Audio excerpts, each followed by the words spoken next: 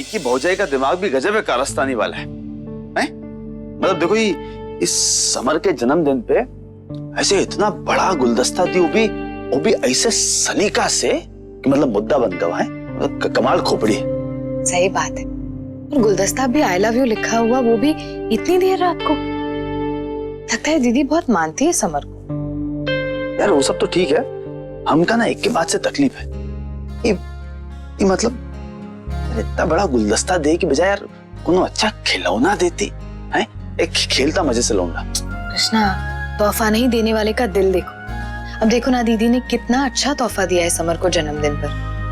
अब खिलौने तो ढेर सारे हैं इसके पास, लेकिन जब वो देखेगा कि दीदी ने इतना बड़ा फूलों का गुलदस्ता दिया है तो कितना खुश हो जाएगा, इसे कितना स्पेशल लगेगा। लेकिन सबसे बड़ी बात तो ये है कि दीदी ने समर को खुश करने के लिए सब कुछ किया है।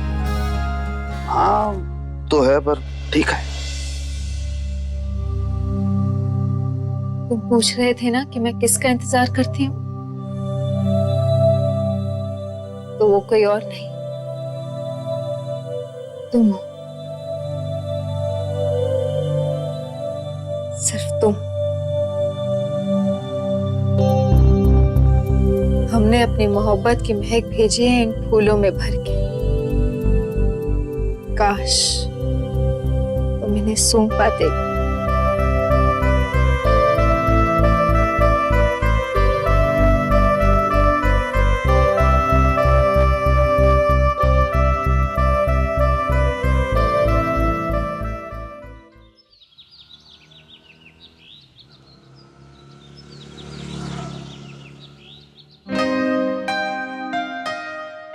अच्छा भाई, मैं चलता हूँ, बहुत देरी हो रही है ऑफिस के लिए, काफी काम है आज। हाँ? अरे तन्मय, सुनो ना,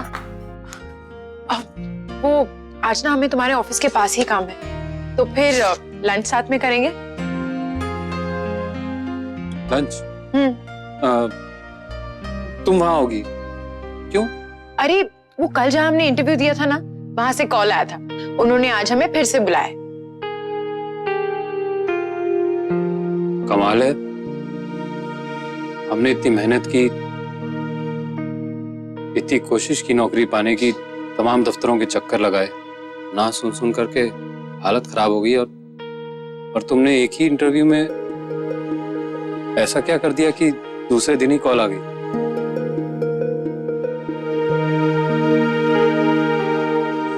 कैसे भाई, मतलब ऐसा क्या हो गया कि फिर से उन लोगों ने तुम्हें बुलाया? हमारी पोती है आरुषि, प्रोफेसर सक्सेना की बेटी है। इसकी बातचीत से ही इसका ज्ञान झलकता है, इसीलिए वो भी मजबूर हो गए होंगे इसे नौकरी देने के लिए।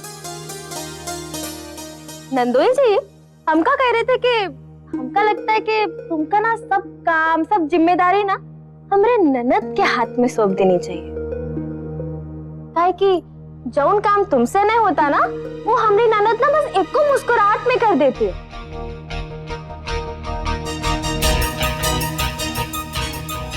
ताकि तुमका ना पता ना कि हमरी ननद की एक मुस्कुराहट की ना का मोल है।